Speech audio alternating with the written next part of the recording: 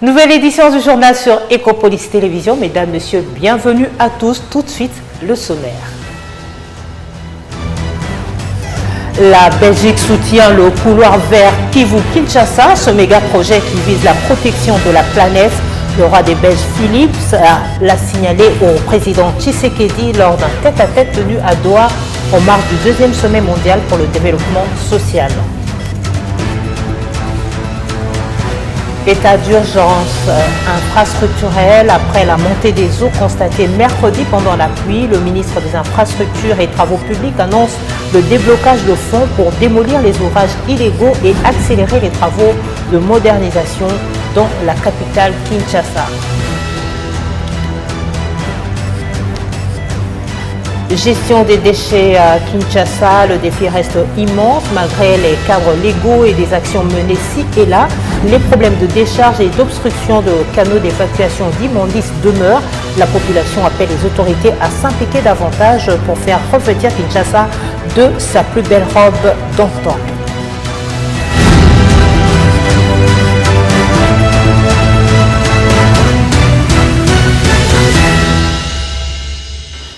Merci de nous rejoindre sur Ecopolis Télévision. La Belgique soutient le couloir vert Kivu-Kinshasa, ce méga projet qui vise la protection de la planète. Le roi belge l'a signifié au président Tshisekedi lors d'un tête-à-tête tenu à Doha en marge du deuxième sommet mondial pour le développement social. Suivez. Lancé officiellement en janvier 2025 lors de la participation du chef de l'État au sommet de Davos en Suisse, les couloirs verts Kivu-Kinshasa est un méga projet qui vient répondre aux besoins de protection de la planète. Convaincu par cette idée d'importance majeure pour l'univers, le roi Philippe a encouragé le président de la République démocratique du Congo à poursuivre sa mise en place. Il a par la même occasion présenté l'Agence belge de coopération internationale ENABEL ainsi que le secteur privé belge pour l'accompagnement de ces grands projets. Le souverain belge s'est dit prêt à soutenir le chef de l'État dans la réalisation de cet objectif et l'a rassuré de son accompagnement personnel à chacune de ces étapes. Pour sa part, le président de la République a salué l'engagement du roi des Belges à ce sujet. Le chef de l'État a aussi rappelé l'importance de ces projets et son impact positif sur l'humanité tout entière. Il a réaffirmé sa volonté d'avancer avec la Belgique et d'autres partenaires intéressés avec un point d'honneur pour le secteur privé dans une attitude d'ouverture d'esprit. Appréciation du franc congolais face à la devise étrangère, particulièrement le dollar américain. Le vice-premier ministre et ministre de l'économie nationale, Daniel Mukoko Samba, était mardi dernier à la Chambre haute du Parlement pour répondre à la question d'actualité initiée par le sénateur Janvier Mwisha Kassiwa. Il était question de comprendre pourquoi ce changement positif pourtant fait perdre le pouvoir d'achat aux Congolais. À l'issue de cette même plénière, les sénateurs se sont également penchés sur deux projets de loi portant création de l'ordre national des héros nationaux et de l'ordre national des léopards. Suivez. Le sénateur Mwisha s'est dit préoccupé par le fait que l'appréciation du franc congolais est constatée sur le marché de change pendant que la population perd le pouvoir d'achat. Il était par ailleurs question de savoir le mécanisme mis en place par le gouvernement et la Banque centrale pour aboutir à cette appréciation de la monnaie nationale face à la devise étrangère qu'est le dollar. Le vice-premier ministre en charge de l'économie s'est largement étalé sur les mesures économiques importantes prises par le gouvernement pour que la monnaie nationale connaisse une appréciation face au dollar. Le sénateur dans la majorité ont émis le vœu de voir ces mesures mises en place puissent avoir un impact positif sur les vécus quotidiens de ménages congolais, notamment en termes du pouvoir d'achat. Au cours de cette même plénière, les élus ont abordé la problématique de deux projets de loi portant création de l'ordre national des héros nationaux et de l'ordre national du léopard. Ce projet de loi ont été confiés à la commission PAJ-DH qui devra présenter le rapport final y afférent lors de la prochaine plénière avant que ce sénateur ne procède à l'adoption. Dans l'actualité également, l'Assemblée nationale se prépare à l'élection des 2 membres du bureau définitif. Il s'agit notamment du président et du rapporteur adjoint de cette institution. L'élection est prévue pour le 13 novembre prochain. Entre-temps, le dépôt de candidature s'effectue depuis le 4 novembre dernier au Palais du Peuple pour se clôturer le 7 novembre. Mais sur base de quoi se fonde cette décision du bureau de la Chambre basse du Parlement d'organiser cette élection? Jacques Joly, le rapporteur de l'Assemblée nationale, nous en parle. Donc, je peux vous confirmer que la décision est là. Vous pourrez déjà mettre cette décision à la disposition de l'opinion et du public tant national qu'international. Mais il faut d'abord dire que cette décision se fonde sur la Constitution de la République démocratique du Congo qui affirme aux articles 100, 111 et 112 l'autonomie et l'indépendance du Parlement dans l'articulation de son organisation. Ensuite, il y a notre règlement intérieur qui fixe les axes d'organisation du bureau et les mécanismes de remplacement ou de vote de membres qui notamment auront démissionné. Nous présentons un calendrier qui prend effet à la date d'aujourd'hui, c'est-à-dire le mardi 4 novembre 2025.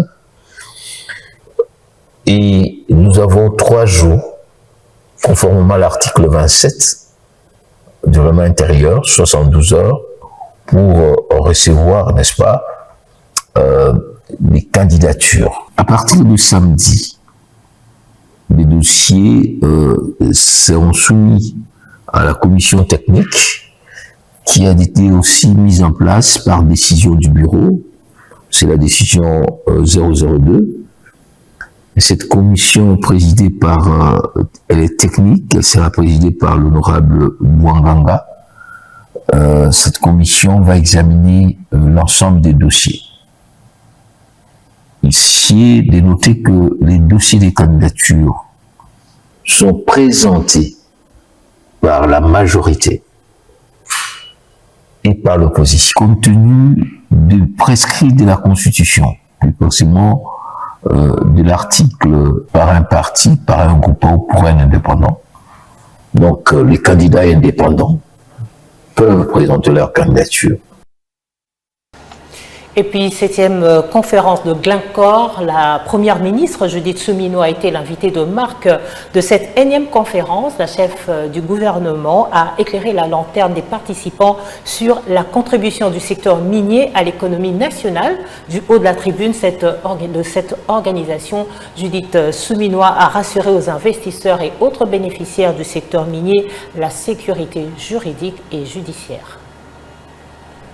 Invité à s'exprimer sur la contribution du secteur minier à l'économie nationale, évaluée à près de 2 milliards de dollars américains par an, un impôt versé à l'État, la chef du gouvernement a mis en avant les réformes engagées pour assainir et renforcer les climats des affaires en République démocratique du Congo. La chef de l'exécutif national a rappelé que le gouvernement travaille sur la digitalisation des régies financières afin de réduire les interactions directes propices à la corruption et de garantir la transparence.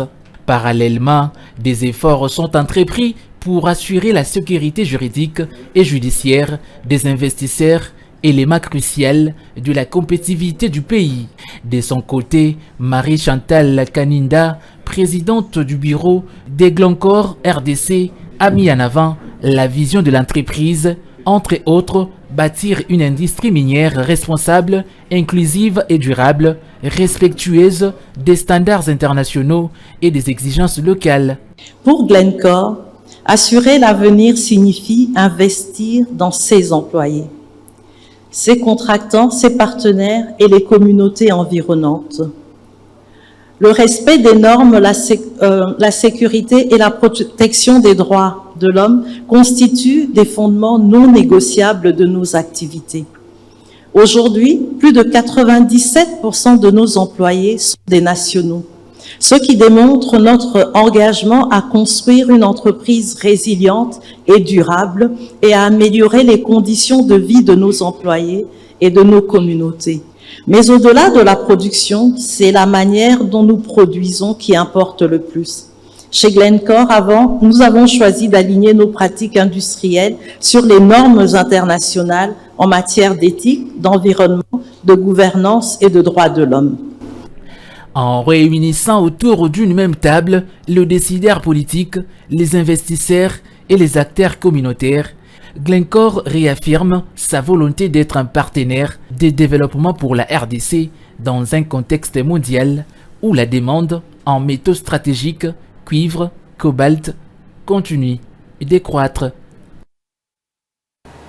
Tout à fait. Autre chose, le ministre des Infrastructures et Travaux publics, John Banza, a effectué mercredi 5 novembre une visite d'inspection sur le site Pont-Cabu où la montée des eaux a été observée lors de la pluie qui s'est abattue dans l'avant-midi. À l'issue de cette visite, le ministre a annoncé l'état d'urgence infrastructurelle et le déblocage de fonds pour démolir les ouvrages illégaux et accélérer les travaux de modernisation de la ville ouverts sur plusieurs sites de la capitale Kinshasa. Ce mercredi 5 novembre, le ministre des Infrastructures et Travaux publics, John Banza Lunda, a inspecté le site du Pont-Cabi, près du Stade des Martyrs, sur le boulevard Triomphal.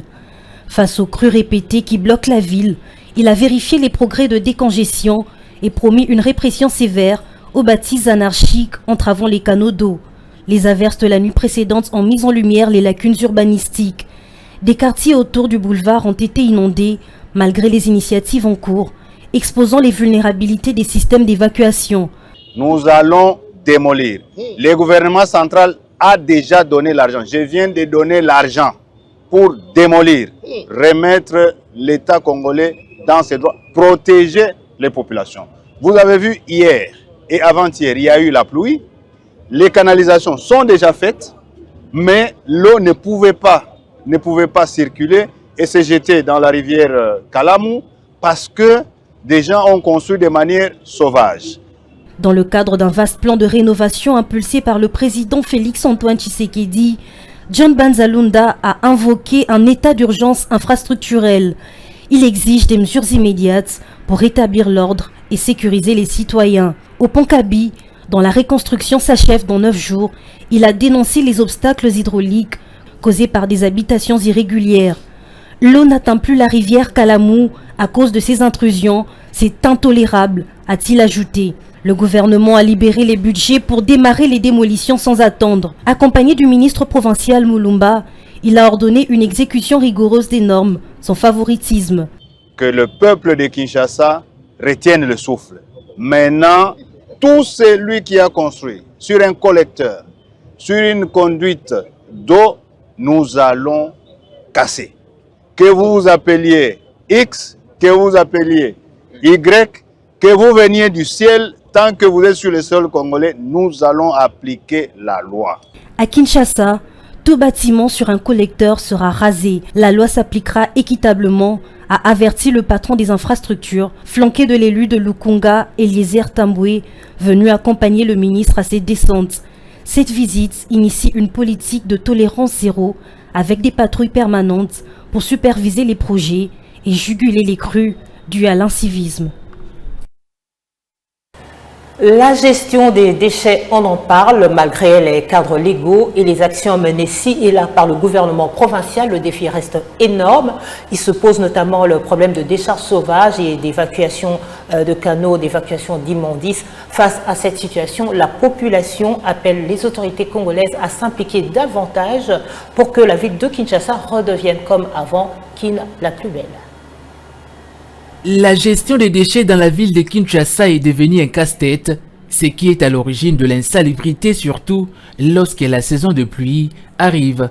Chaque jour, des milliers de tonnes d'ordures s'accumulent dans les rues, les marchés et les caniveaux qui sont bouchés, faute d'un système de collecte efficace. Du côté du gouvernement provincial, des efforts sont déployés pour remédier à ces problèmes, notamment avec les projets Kinbopeto initiés par les gouverneurs de la ville, Daniel Bumba Lubaki, pour assainir la capitale. Donc là, que les autorités prennent toutes les mesures, qu'il y ait des sanctions. Si on trouve des déchets devant la parcelle, qu'on puisse sanctionner la personne. Je pense que l'autorité devait prendre des mesures plus coercitives. Elle peut contraindre à toute la population de revenir sur la bonne gestion. Donc, que chaque ménage arrive à bien gérer ses déchets. Je pense que ça sera une association collective de l'État et de la population pour arriver à résoudre ce problème. Bien que des opérations de nettoyage et de sensibilisation soient régulièrement menées, le financement pose problème. La population est appelée à prendre conscience de l'importance d'éviter une mauvaise gestion des déchets dans la ville de Kinshasa. Les défis restent immenses, mais la prise de conscience progresse. Entre volonté politique et mobilisation de la société civile, la capitale espère retrouver peu à peu son aspect de ville propre et durable. Vous étiez nombreux à suivre ce journal. Merci de votre fidélité à Ecopolis Télévision. À demain avec le même plaisir de vous informer.